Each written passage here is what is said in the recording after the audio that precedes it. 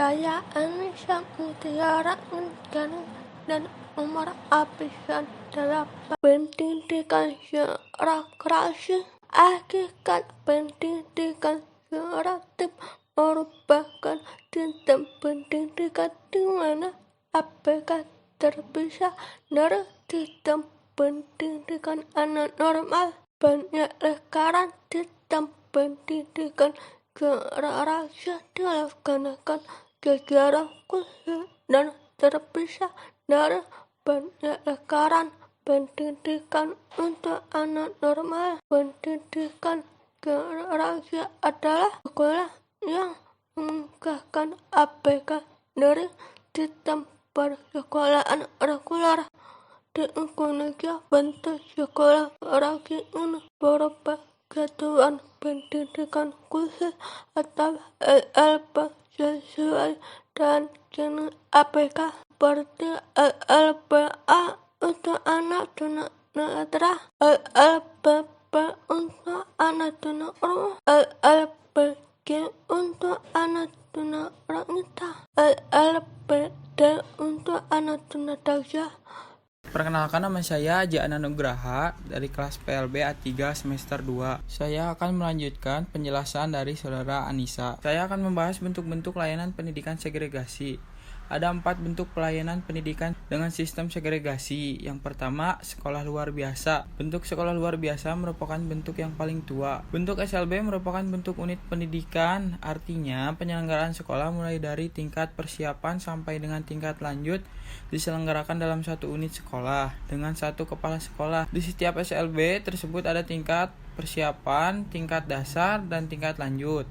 Sistem pengajarannya juga lebih mengarah ke sistem individualisasi. Yang kedua, sekolah luar biasa berasrama. Sekolah luar biasa berasrama merupakan bentuk sekolah luar biasa yang dilengkapi dengan fasilitas asrama. Peserta didik SLB berasrama tinggal di asrama. Pengelolaan asrama menjadi salah satu kesatuan yang pengelolaan sekolah. Yang ketiga, kelas jauh atau kelas kunjung. Kelas jauh adalah lembaga yang disediakan untuk memberi layanan pendidikan bagi anak berkebutuhan khusus yang tinggal jauh dari SLB. Penyelenggaraan kelas jauh merupakan kebijaksanaan pemerintah dalam rangka menuntaskan wajib belajar serta pemerataan kesempatan belajar. Lama pendidikan di SLB ini sama dengan lama pendidikan di SLB konvensional untuk tingkat dasar, yaitu anak tunanetra, tunagrahita, dan tunadaksa selama 6 tahun dan anak tunarungu selama 8 tahun. Sebelumnya, perkenalkan, saya Fadilah Hani Supraba, nomor absen 20. Saya akan melanjutkan penjelasan dari Aji, yaitu tentang kelebihan dan kekurangan pendidikan segregasi. Kelebihan sistem pendidikan segregasi. Yang pertama, timbulnya rasa ketenangan pada siswa karena berada pada lingkungan yang lebih homogen. Yang kedua, mudah berkomunikasi karena ada kesatuan dalam berbahasa, yaitu bahasa isyarat. Yang ketiga, siswa memperoleh layanan pendidikan dengan strategi yang lebih disesuaikan dengan kemampuan anak. Dengan sistem pendidikan segregasi, sosialisasi siswa tunarungu terbatas pada teman yang tunarungu. Lagi bagi siswa tinggal di asrama, mereka kurang terbiasa melihat pola kehidupan anak mendengar, seperti pola belajar, pola bermain, dan sebagainya. Perkenalkan, nama saya Nadia Wafa, nomor absen 12. Saya akan melanjutkan penjelasan dari saudari Fadilah tentang fasilitas dan sarana pendidikan segregasi. Fasilitas dan sarana pendidikan segregasi. Yang pertama, adanya tersedia alat-alat bantu belajar yang dirancang khusus untuk siswa. Sebagai contohnya anak tunanetra, seperti buku-buku braille, alat bantu hitung taktual, peta timbul, dan lainnya. Yang kedua, ada jumlah siswa dalam satu kelas tidak lebih dari 8 orang, sehingga guru dapat memberikan layanan individual kepada semua siswa. Yang ketiga, lingkungan sosial ramah karena sebagian besar memiliki pemahaman yang tepat mengenai disability anak. Perkenalkan, nama saya Indra Ardiansyah dengan nomor absen 21. Di sini saya akan melanjutkan materi yang sebelumnya, yaitu sejarah pendidikan integrasi. Pendidikan integrasi pertama muncul dan berkembang di Amerika Serikat, yang lebih dikenal dengan mainstreaming. Reynolds and Birch pada tahun 1988, mengemukakan bahwa ada dua faktor yang menyebabkan munculnya mainstreaming di Amerika Serikat, yaitu faktor eksternal dan faktor internal. Yang pertama, faktor eksternal. Faktor eksternal yang dimaksud di sini yaitu faktor-faktor yang secara tidak langsung berkaitan dengan pendidikan, tetapi mempengaruhi munculnya mainstreaming. Faktor eksternal ini dikelompokkan menjadi 5 jenis, yaitu yang pertama, undang-undang yang menjamin hak-hak individu dengan kebebasan pribadi dan persamaan kesempatan. Perkenalkan, nama saya Dia Rahma Amalia dengan nomor absen 34. Di sini saya akan melanjutkan pembahasan dari integrasi. Adapun jenis program pendidikan integrasi pada dasarnya ada 3, yakni yang pertama, integrasi lokasi fisik. Integrasi lokasi fisik ini adalah penyelenggaraan integrasi yang dimana ABK mendapatkan pelayanan khusus. Yang kedua, ada integrasi dalam aspek sosial. Dimaksudkan bahwa tidak semua kegiatan dalam proses belajar mengajar melibatkan ABK. Mereka dilibatkan dalam suatu kegiatan tertentu saja. Saya Hana Sirahayu, nomor absen 4. Faktor internal yang dimaksud adalah faktor-faktor yang berkaitan langsung dengan pendidikan. Peningkatan fleksibilitas tentang kurikulum dan struktur kelas lebih memungkinkan interaksi antara program pendidikan umum dan pendidikan khusus. Berikut beberapa ilustrasi tentang faktor internal.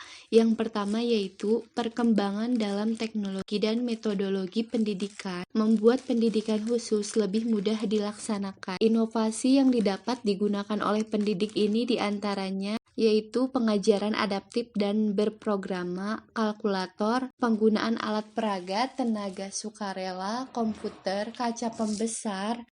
Perkenalkan, nama saya Tiara Nafaudia, nomor absen 25. Di sini saya akan memaparkan tentang konsep pendidikan integrasi. Istilah integrasi berasal dari bahasa Inggris, integrate yang artinya menyatu padukan, menggabungkan, dan mempersatukan. Berdasarkan pengertian istilah tersebut, maka pendidikan integrasi di Indonesia dikenal dengan pendidikan terpadu. Ada 3 bentuk keterpaduan yang dapat ditemukan di Indonesia, yaitu keterpaduan antara berbagai jenis keluarbiasaan, keterpaduan antara anak luar biasa dengan anak normal, dan keterpaduan tersamar, yang artinya sejumlah anak luar biasa yang berada di sekolah-sekolah umum tetapi tidak memperoleh layanan pendidikan yang layak.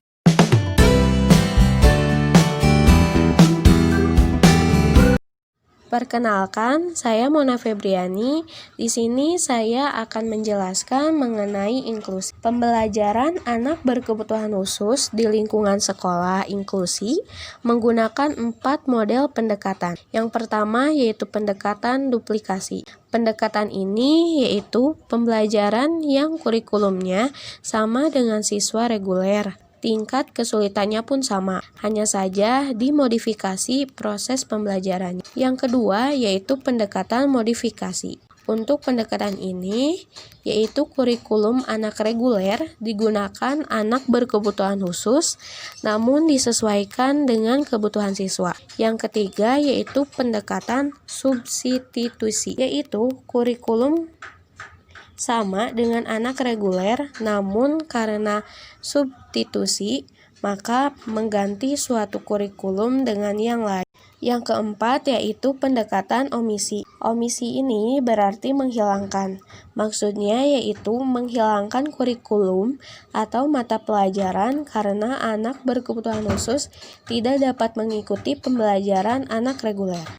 Perkenalkan, nama saya Dewi Mumpuni. Di sini saya akan menjelaskan tentang pengertian pendidikan inklusi dan peraturan pendidikan inklusi. Yang pertama, pengertian pendidikan inklusi sendiri adalah sistem penyelenggaraan pendidikan yang memberikan kesempatan kepada semua peserta didik yang memiliki kelainan dan memiliki potensi kecerdasan dan atau bakat istimewa untuk mengikuti pendidikan atau pembelajaran dalam satu lingkungan pendidikan secara bersama-sama dengan peserta didik pada umumnya. Pendidikan inklusi sebagai layanan pendidikan yang mengikutsertakan anak berkebutuhan khusus belajar bersama anak normal usia sebayanya di kelas yang terdekat dengan tempat tinggalnya. Pendidikan inklusi bukan sekadar metode atau pendekatan pendidikan, melainkan suatu bentuk implementasi filosofi yang mengakui keanekaragaman antara manusia, yang mengemban misi tunggal untuk membangun kehidupan bersama yang lebih baik. Tujuan pendidikan inklusi adalah untuk menyatukan hak semua orang tanpa terkecuali dalam memperoleh pendidikan.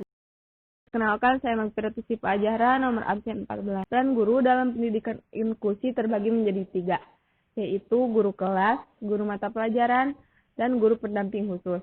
Pertama, guru kelas. Guru kelas yang bertanggung jawab mengelola pembelajaran di kelas atau KBM dan administrasi kelas.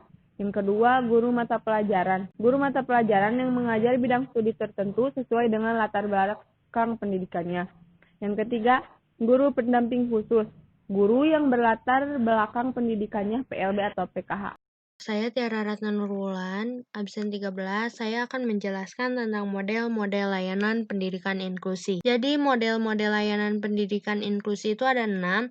Yang pertama, kelas reguler. Jadi kelas reguler ini termasuk full inklusi karena anak ABK belajar bersama anak reguler lainnya di sepanjang hari di kelas yang sama, menggunakan kurikulum yang sama, namun dengan tingkat pembelajarannya yang disesuaikan dengan hambatan siswa dan kebutuhan siswa tersebut.